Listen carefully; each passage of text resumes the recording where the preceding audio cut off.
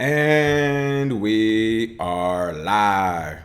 Good afternoon and evening, crypto warriors, and welcome back to the Gentlemen of Crypto episode 446. Today is Tuesday, August 6th, and I'm King, and we are here to bridge the gap between the community and crypto. A lot of good stories today. I'm already seeing a lag on this software. I love it. A lot of great stories today. Of course, we'll be talking about Shark Tank's Kevin O'Leary questioning Bitcoin use as a safe haven asset, scam IRS letters trying to trick cryptocurrency users to pay up. Cosmos will have 3 different coding languages, and here's why that matters for Ethereum. North Korea is being accused of stealing $2 billion in cryptocurrency from exchanges, says the UN. And last but not least, the city of Seoul, Korea will offer blockchain services this fall. But first, you know we have to talk about these prices today. Let me go ahead and pull this up. Hold on, un momento. Bitcoin price reclaims $12,000 as dominance, highest since April of 2017. I love this. Bitcoin is on a stallion, charging over the $12,000 mark.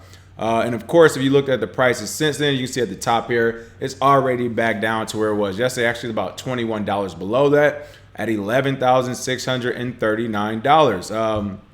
Basically, in the last 24 hours, we saw Bitcoin go over 12,000. You see here, $12,096. And again, about $700-800 was shedded within a matter of hours. And this kind of alludes to the thing we talked about yesterday.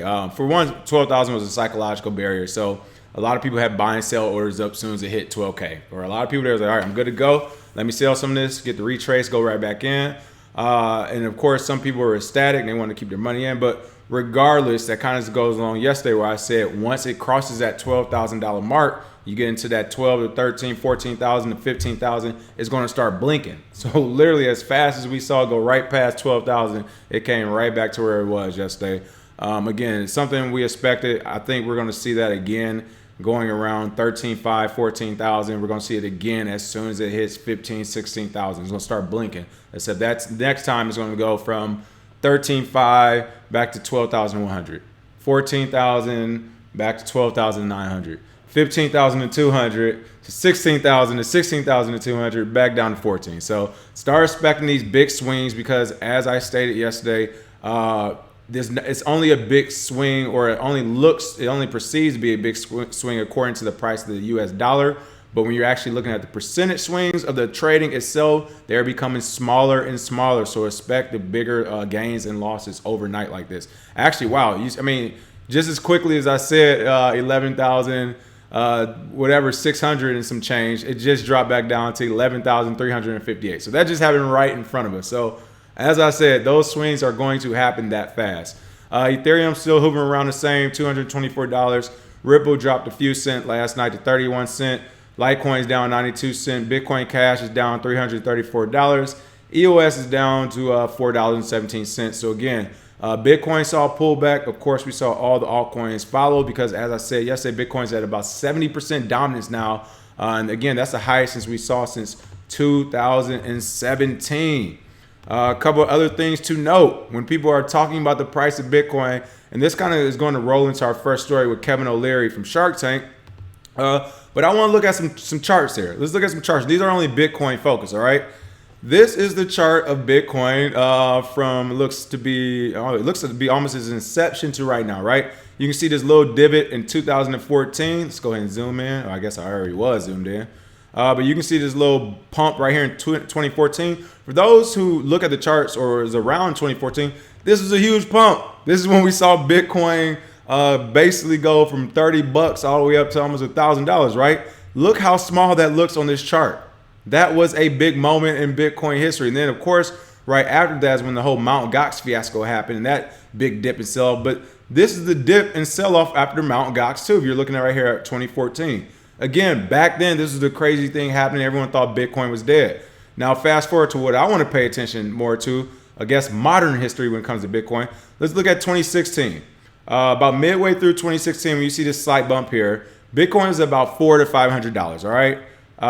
And we went from 2016 to 2017 from Bitcoin going from $500 to $1,000. That is a huge increase when you're talking about an asset class. And that is when you're looking at the charts, that line barely moved off the baseline here. And then, of course, the most infamous pump back in 2017, ending at 2018.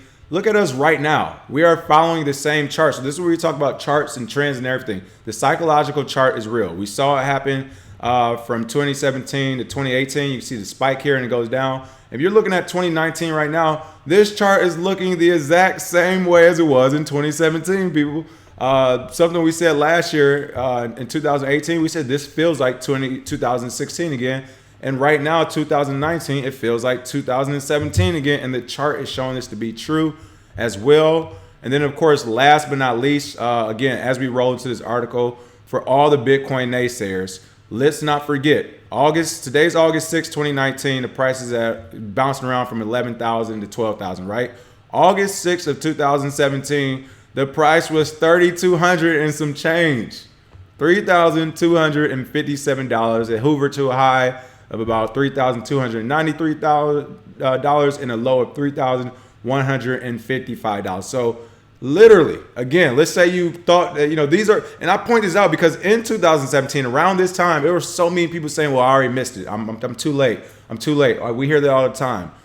In 2017 to right now, if you were to buy at the same day, 2 years from now, this asset class is still doing magic for you. So again, don't listen to the naysayers because I would love to see a chart from right now, 2019 now, when we're at almost $12,000 to 2021, where people are still saying right now it's too high, it's over, I missed it again for like the fourth time. It's like, you have not missed it. It's going to continue to go up because the technology works. So definitely wanted to point that out.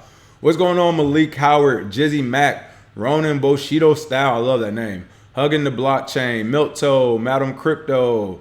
Ronan said he's driving for Lyft while listening. My passengers are going to get a glimpse into the crypto world. There we go. And if you notice, we updated half of the podcast. We're going to finish updating that hopefully in the next 24 to 72 hours, depending on storage. But we will have it back up to date so you guys can listen to that, because we know that is a thing. A lot of people are telling us like, hey, I'm trying to listen to your podcast while I'm driving. I can't get this YouTube connection, son. So we're going to take care of that for you. Hugging the Blockchain said, I don't even worry about swings. I just buy dips. Exactly. What's going on? Clarence Denison said, pump it up. That is right. Joe Budden did magically make somebody's top 50 list at number 3, right? What's going on? Crypto Q. Alpha Robbins said, I'm finally watching the live show. Oh, welcome. What's going on? Trek PFC Wills. Milto said, too late. We are in the horse and buggy days. Exactly. Now, as I said, I already alluded to him. Top story of the day. Shark Tank's Kevin O'Leary questions Bitcoin use as a safe haven asset. Now, I'm not going to go all the way in on Kevin O'Leary, a.k.a. Mr. Wonderful, because I'm a huge fan of Shark Tank. And to be honest, Mr. Wonderful, that's what they call him on there. That's his nickname, Kevin O'Leary. He does know who he knows what he's talking about when it comes to business and investments. But even on Shark Tank, people like Mark Cuban like to clown him. They like to poke fun at him and mess with him because he doesn't really veer off the path of his philosophy. And I get it. I mean, look, if someone makes $400, $500+ million with their philosophy or whatever they do, whether it's right or wrong at all times or not, I get it. They're going to stick with their guns, especially when the discipline of philosophy is pretty sound. And that's how his is. And we'll go more in detail that. So I won't definitely crush Kevin O'Leary. But what I will say for the Mr. Wonderfuls of the world is that we are you can't compare Bitcoin to any other asset class. It is very different. It's very unique. We have continuously seen that. And actually, he talks to Pomp in this article about it, and he kind of goes into detail. And for some reason, I don't know, this computer is not doing me any favors. There we go. It's freezing. But an exchange between businessman and co-host on NBC's Shark Tank, Kevin O'Leary and Morgan Creek Digital Anthony Pompliano over his Bitcoin holdings turned sharp due to the nature of Pomp's holdings.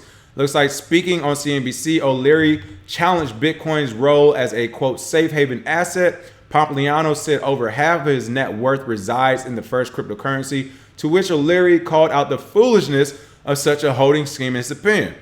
Mr. Wonderful said, in any one stock, never more than 5%. In any one sector, never more than 20%. O'Leary said, I teach this stuff. You never go beyond concentrations of that nature. 50%, shame on you. That's nuts. Again, when you talk about the discipline of investing, I get it. And I mean, this does make sense, especially when you're talking about maintaining your wealth. He's saying, hey, 5% in one sector. If you happen to love that sector that much, you still don't go higher than 20%. Responding to that role as a safe haven, Pompliano said the asset is negatively correlated with every other major asset class. This is something we've been preaching for years now, too. I mean, anyone who's been paying attention knows this. He said Morgan Creek Digital has been banging the drum for over a year now, saying that this is a non-correlated asymmetric asset. If you look at times of global instability, like in May, we are lobbying terror threats and the trade wars are going on. Bitcoin is up 55%. It's got a negative correlation, negative 0.9 to S&P, negative 0.8 to gold. That is the biggest thing you have to understand about crypto. And that's why it's crazy to say this, but it is what it is.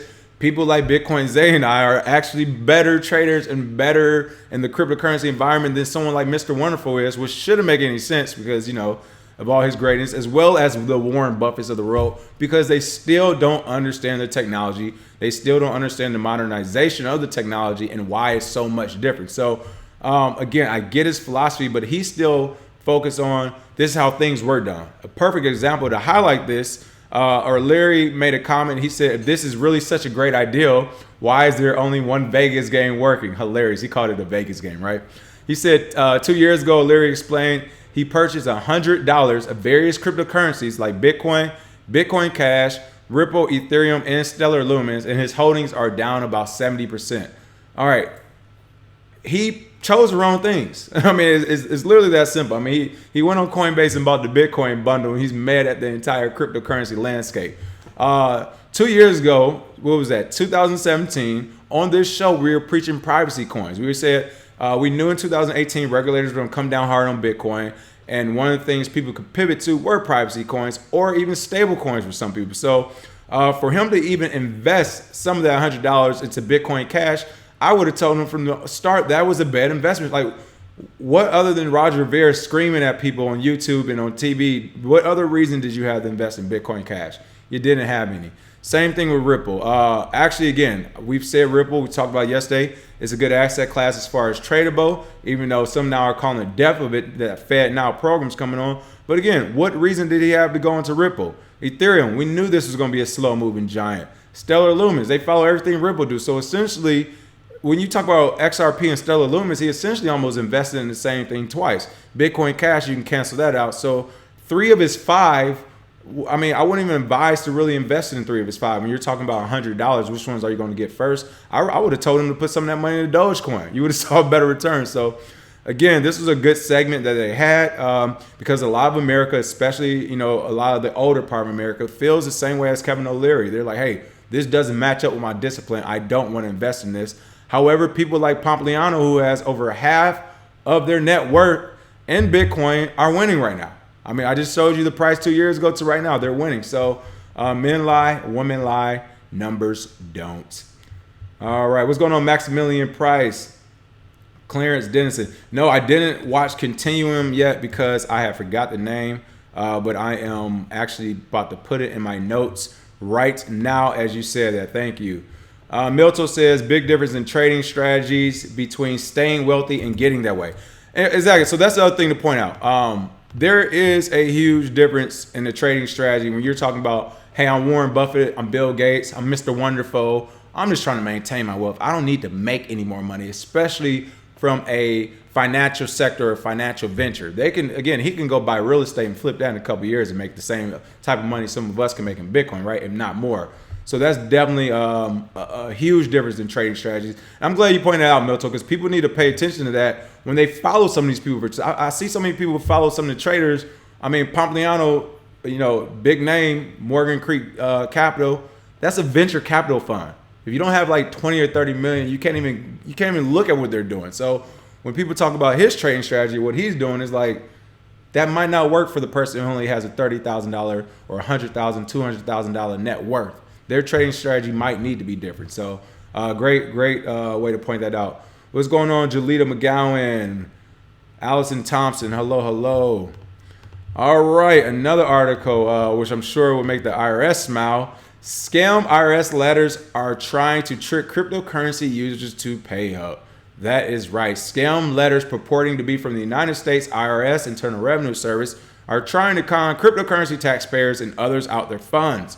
According to a Forbes report published on August 5th, bogus letters are attempting to capitalize on the public's lack of familiarity with legitimate IRS correspondence and soliciting payments by using threats of enforcement action against them, among other tactics. So that basically summarizes the article. We don't have to go too in detail. This is more like just a, hey, make sure you're aware of this, because at this time when these letters are coming out, you have to remember what else is coming out. The IRS is sending out real letters. You remember, they're trying to figure out who has bought Bitcoin, how much, what holdings, what exchange. They actually are sending out real letters. So from the scam side of things, pretty interesting to see someone actually do this at the same time the IRS is actually sending out real letters, because this is the optimal time to scam somebody from the IRS.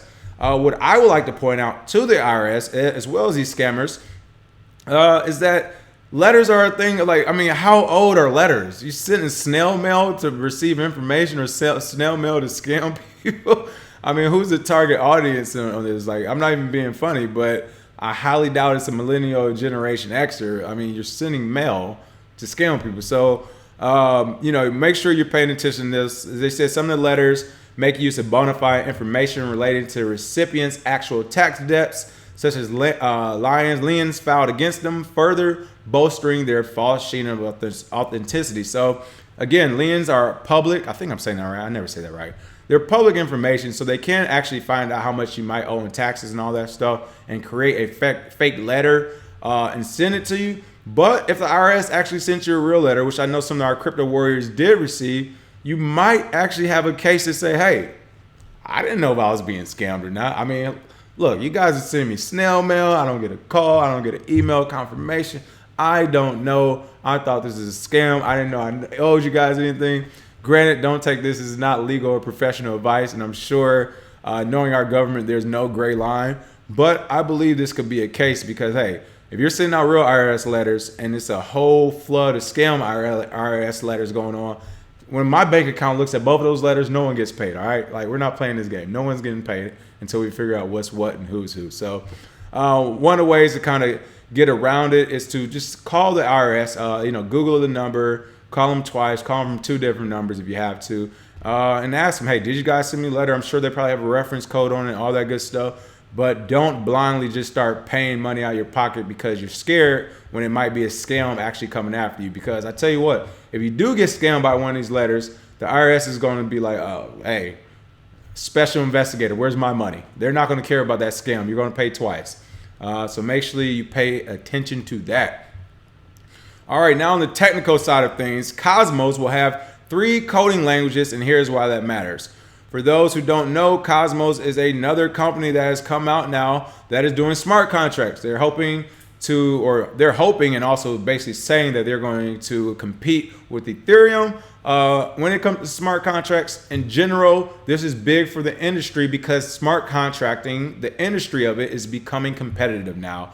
And I think this is going to be big. I mean, we all know smart contracts are the way of the future. For those who don't know what a smart contract is, it is basically a digitally coded contract where you can keep your money in escrow. When that contract is executed, that escrow service will release the funds, whatever cryptocurrency funds you use, to the correct user. So some of the simple ones we saw with the auger betting, simple contracts could be, in 2020, who's going to win the president's race? And I can say, I think President A is going to win. You're going to say, I think President B is going to win. We're both going to be like, all right, well, we're going to draw this contract. By 2020, if President A wins, then I'm going to receive the money. If you or President B wins, you'll receive the money, and the contract will execute itself, sending the money to you, taking out the fees, transaction fees, whatever else it may need to be. So smart contracts are the future. It's going to have, getting human hands off these contracts, or anything where it could, any confusion when it comes to contracts. Everything's going to be written out, zeros and ones. It's going to be in bits when it's all said and done, right?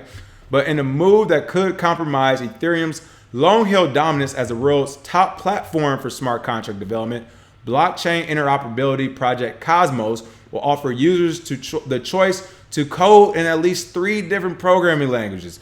This is what I found the most interesting about it, because if you're like myself, you just started coding not too long ago, you're okay, you're not that great. I don't know all the languages, and I don't, some are more difficult, some take more time to learn.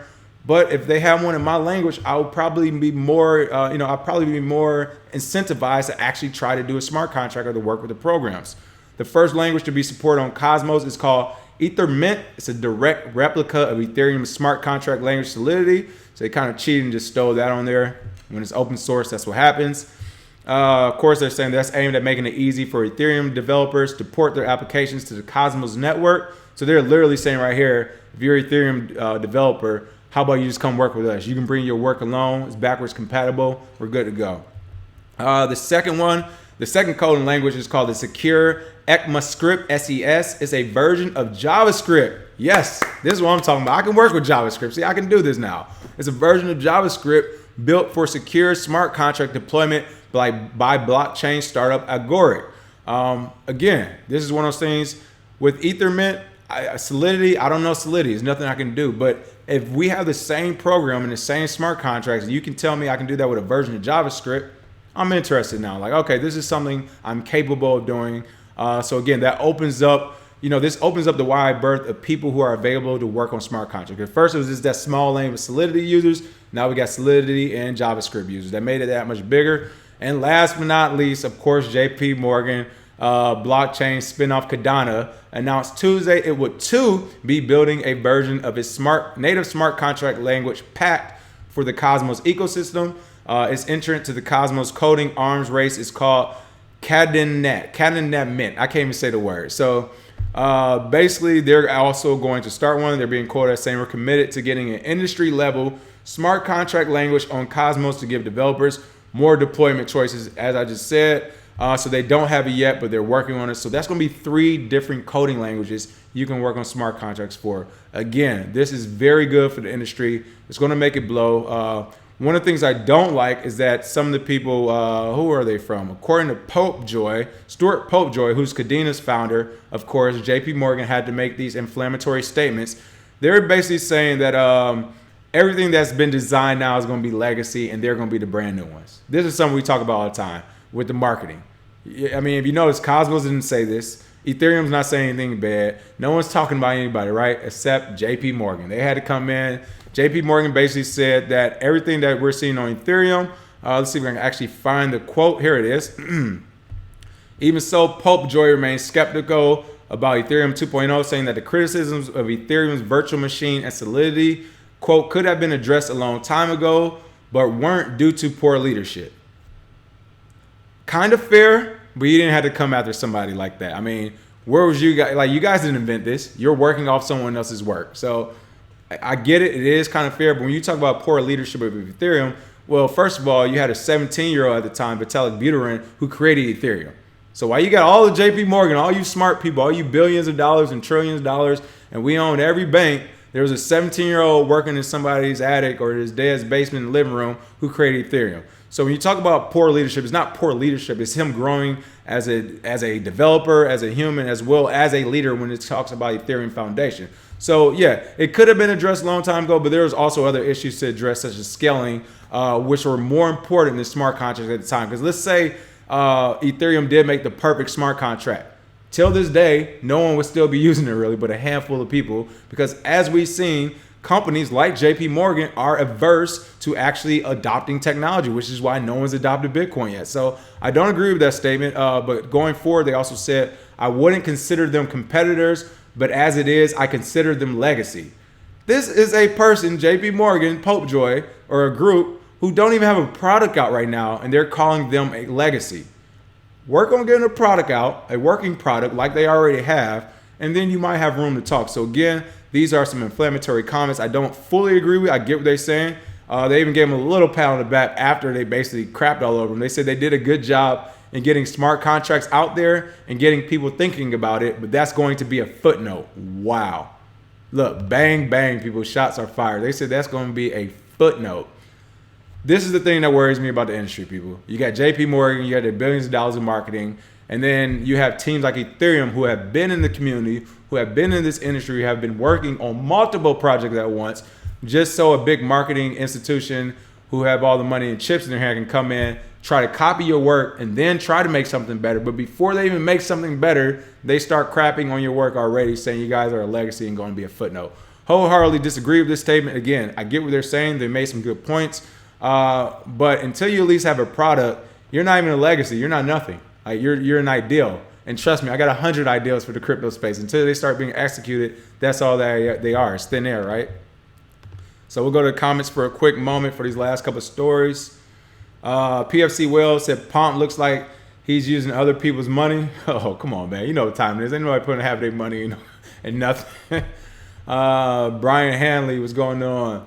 Milto said, notice they aren't mentioning Jamie Dimon. Oh, Jamie knows better now. He's like, look, I'm staying away from this with a 10-foot pole until we can position ourselves as the leaders of the cryptocurrency industry until the rest of the world we invented it, right? You know how that goes. All right. North Korea is being accused of stealing $2 billion in cryptocurrency from exchanges, says the UN. Now, William Suberg, the editor or the writer of this article, props for the misleading title. I'm not mad at you. We do it too over here. You got to get that clickbait, unfortunately. But it looks like the United Nations is the one accusing North Korea of this. And by the way, when you say the United Nations, can we just say the United States? I mean, we know who runs the United Nations. So for the United Nations to pivot and say it, there's so many other issues you can talk about. But you're talking about this $2 billion, right? Do you know how much $2 billion is in the scheme of global affairs? When you talk about the United Nations, $2 billion to them is like $200 to me or one of you, okay? It's not that much money. It's not life-changing, all right? The UN said the hacked crypto funds weapons of mass destruction. Again, I'm reading as the United States say that, and that means we're getting closer to that whole terrorist, mass destruction, all these things happening because of Bitcoin. But it looks like in a confidential report acquired by mainstream media outlets, including Reuters, on August 5th, the UN Security Council North Korea Sanctions Committee said that hackers formed an essential part of government funding. They said the Democratic People's Republic of Korea cyber actors, many operating under the direction of the Reconnaissance General Bureau, raised money for his WMD. If you remember last time we kept hearing the word WMD was George Bush when we invaded Iraq and we found no WMDs, right? And nothing happened with that. No one got in trouble, right? We just invaded an entire country, stole some oil, killed their leader, and left. But now they're using the same narrative to say that North Korea is doing it, raising money for its WMD weapons of mass destruction programs, with total proceeds to date estimated at up to $2 billion US. Again, if all it took was $2 billion to have weapons of mass destruction, wouldn't you think a lot more billionaires have weapons of mass destruction? I mean, half of the Russian oligarchs will have them at their fingertips. This is fake news. And also something I want to point out at the beginning of the story, where it was conveniently left before the headline, it says North Korea has netted around $2 billion by hacking banks and cryptocurrency exchanges, according to the United Nations. One thing no one seems to list is how much money they hacked from the bank and how much money was hacked from a cryptocurrency exchange. For all I know, you could have hacked $1.9 billion from the banks, and maybe the last 100 million or last 10 million, or maybe even $10,000 from cryptocurrency exchanges. So you could have $10,000 of crypto that you hack, and the rest of it be actual from the banks. They don't split that up, and I dare to say, if this is a true story, if they did hack banks and crypto exchanges, I dare to say the majority of that $2 billion, which is still a drop in the bucket when it comes to international affairs. I mean, hell, I've been on a Navy warship before. Our bombs on Navy ships, each bomb costs like anywhere from $100,000 to $350,000, $400,000 per bomb. And we're dropping them around the clock daily. So you're talking about a bomb that costs $100,000, $350,000. $2 billion won't get you a weapon of mass destruction, all right? But not only that, again, no one wants to break down how much money was taken from a bank and how much money was taken from a crypto exchange, which to me says most of it was coming from a bank. Because if the information showed them that $1.9 billion came from crypto exchanges, believe me, they will release it. That isn't the information they will hide and keep away from you, right? They want to down Bitcoin so much already that all of a sudden they're not going to say, we're not going to tell you that they took 1.9 billion from Bitcoin and we're just going to leave it open for you to guess. No, that means the majority of it came from banks, if this is even a true article that the UN put out that the US probably penned, right? So again, fake news. It's crazy to see this because, again, we're pointing the finger at, Iran, North Korea, Venezuela, the same old actors, when at the end of the day, every government out there is playing dirty when it comes to cryptocurrency. We're seeing this on a daily basis. We see it every Wednesday and Friday when they create a new law or regulation that basically only helps the very wealthy and no one else. So we're going to be talking about stories and who's stealing money from exchanges. I mean, right now, U.S. regulators are stealing money from exchanges. This is ridiculous, the way they're going about business for people in the cryptocurrency sector in the United States to advance. So fake news. Had to point that story out, though. Fake news. Bitcoin Ben, what's up? Bitcoin Ben said fake news big time. Hey, listen, Bitcoin hit 12,000 last night. They got to do something to try to flame that thing out, to stoke those flames, I guess. Or not stoke it, but to distinguish those flames. Clarence Dennison said the Bitcoin time traveler said North Korea controlled a lot of crypto. This is probably how they got it. Oh, yeah, this is all coming from the future. You know it. But to end on a good note, as North Korea, I guess, is being the enemy of all enemies and hacking and all that, the city of Seoul in South Korea will create a cryptocurrency for citizen reward. So I'll give them a little bit of a clap. You know, they're going in the right direction. The Seoul Metropolitan Government will establish its first blockchain-based administrative services in November, according to a report in the Korean language Blocken Press. At a conference held last month and attended by city officials and representatives of the private sector, specifics of the rollout were discussed where timelines and goals were established. The meeting seemed to revive an initiative that had lost some momentum since first being announced last year. And like all initiatives by the government, when it comes to cryptocurrency, it lost some of its momentum because the price was low. You know what I mean? It's crazy. We see this when we're in a bear market. I mean, we just saw the corruption and the hypocrisy of every government worldwide. By the end of 2017, going into 2018, crypto tax, crypto this. We want to know who has crypto. We want our hands on this crypto. 2018 bear market, because of these regulators, all of a sudden, well, we're going to wait to launch these projects. We're going to wait to launch these products. We're going to wait to do this. We're not going to do that. So this has been one of those other projects that has all of a sudden been stalled out until the price reaches the point it's at now, and it's back on again. It's back, all that money. It's back on again, people. But 3 priorities were set for completion by the November deadline.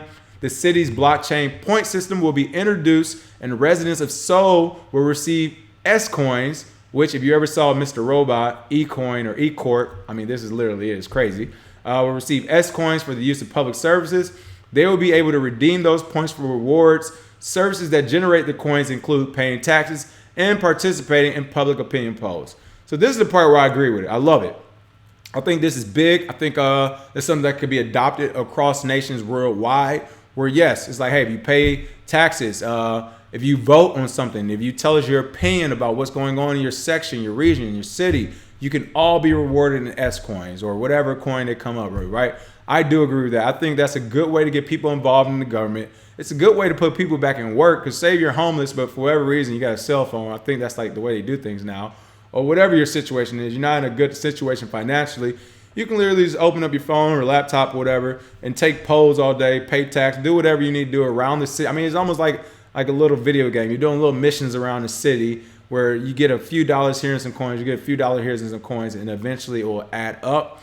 But it looks like Seoul's point system will be integrated with ZeroPay, a city government-sponsored QR code-enabled network established last December, which allows customers to pay for goods and services using their phones and does not charge merchants commissions. So again, they go a little bit more in detail on this. This is on Cointelegraph if you want to read more. The only thing that I wasn't impressed by, while the blockchain services will be controlled by the city, they will be operated by private enterprises. Again, people, centralization.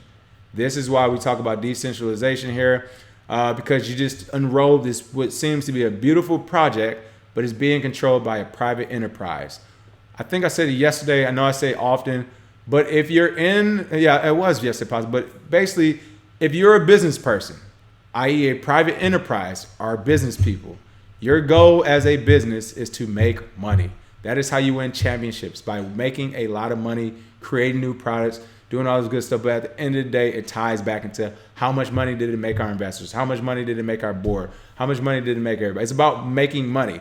So I don't agree that blockchain services, which are controlled by the cities, so you say right now, are being operated by a private enterprise. I don't want a private enterprise to have unlimited control when it comes to city money. That's like, that makes no sense.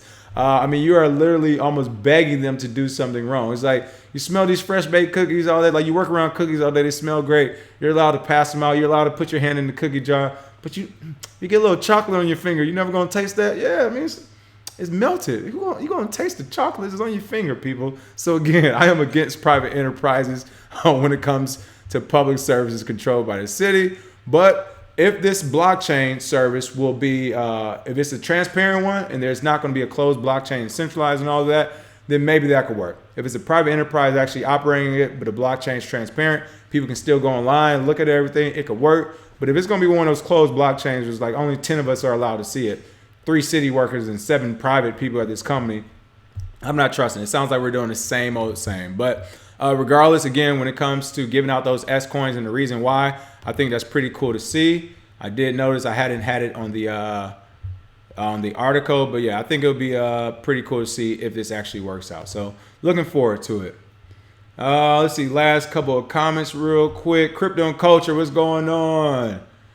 Bitcoin Ben said, with everything going on in the global economic system, Bitcoin is starting to look like a safe haven to the world. Exactly. I mean, you got China devaluing the yuan. As they said, you got the U.S. basically hobbling sanctions at everybody, or lobbing sanctions as everybody, as Pompliano said. Yep, it's looking like Bitcoin is becoming that world safe haven. Crypto and chocolate, or I said I'm reading wrong. Crypto and culture said, not the little nub with chocolate. Look, I'm telling you, people, stick the hand in the cookie jar, you pull it out, you're passing out cookies. I'm not going to take any cookies. Then you notice you got a little chocolate on your finger. Smells so good, doesn't it? Milto said, Ben, very true. Even the so-called pundits this morning were acknowledging a correlation between Bitcoin and gold.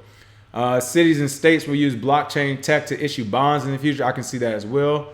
Clarence Innocent said, Ben, you need to start truckers for Bitcoin. That would be cool. There you go. You already got some people ready to join.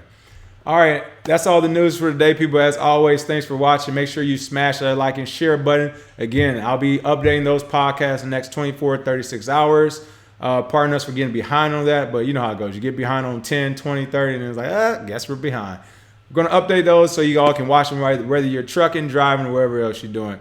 Other than that, thanks for watching as always, and we will see you all tomorrow. Cheers.